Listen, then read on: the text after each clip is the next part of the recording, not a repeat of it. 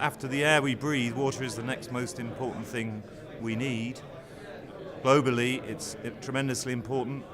Water is becoming scarcer than oil in some parts of the world. And even in the UK, we're starting to run into difficulties either because of oversupply or undersupply within the country. The event tonight is a nice little culmination of nearly 2.5 years' work.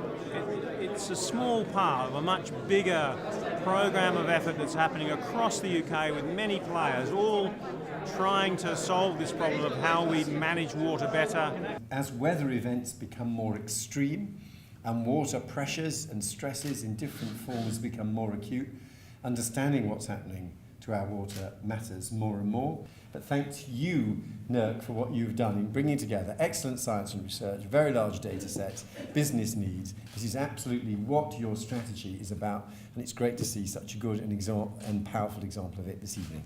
If we look at the big issues facing the world, it's been well said that without water we're all dead, and without sanitation, life is short.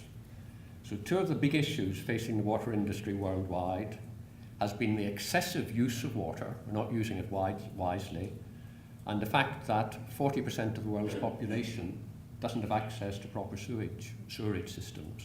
So that's a huge issue. The fact that a child then dies probably every 15 seconds for water-related illnesses suggests that proper sanitation has to be a big focus.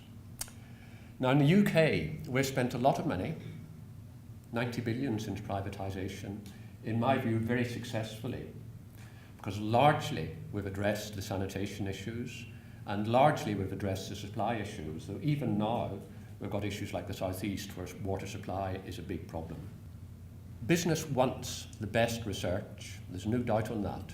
Now, I don't know what causes inventive ideas. Some of you may know, but I think if you do, you're world beaters and you'll make a lot of money. But I think one good thing for innovation is bringing different disciplines together. So, in a changing and dynamic climate, the need for us to have an effective understanding of the science and the potential impacts on water security, that's through research, through our knowledge exchange, they've never been greater. But I'd like to see us have a global centre of excellence here in the UK, something that we can all be proud of. I'd like to encourage all my fellow professionals to engage proactively and become more involved. Since April last year, in Arups we've been measuring the positive impact of what we do on water projects. At the moment that's over 150 million people get a positive impact. We have a 10-year target to increase that to 500 million people. We have a lot to learn from each other. We need to be future focused for the wider benefit of everybody. We only have one world. How much more impact when we can all start working together a lot more than we are? So in a sense, I'd like to offer you a challenge. Can you bring forwards to this Chief Executive a new thing that you can do? How are you going to step up from what you've done? How can we make NERC and business community and our science community proud? So with that, maybe we come to the most important thing, which is to chat to your colleagues, meet some new ones, and see what you can dream up about answering my challenge. Thank you.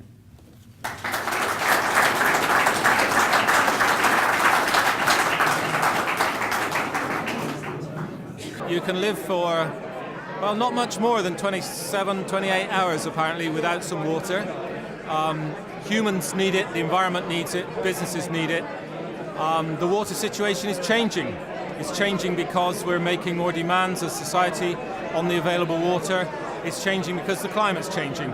The next several years are going to be very interesting with regard, do we have enough water? Do we have enough water for our purposes, for environment's purposes, for business purposes? It's an interesting time to be involved in water science. Water security is going to be extremely important in the future. We've got increasing population, we've got climate change, we've got extreme weather events, and how we deal with that, both in our communities and particularly in our business communities, is going to be central in future. Because actually we need to, as industry, help to mentor and coach research into producing better solutions that are going to support us in making more money in our businesses. Basically, that's it. And the only way we're going to create a pipeline of innovation is by working with research. We're 70% water. Most of the planet's covered in water.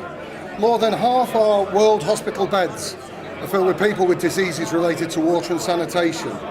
How important's it got to be? It gets no more important than that, and it's essential for life.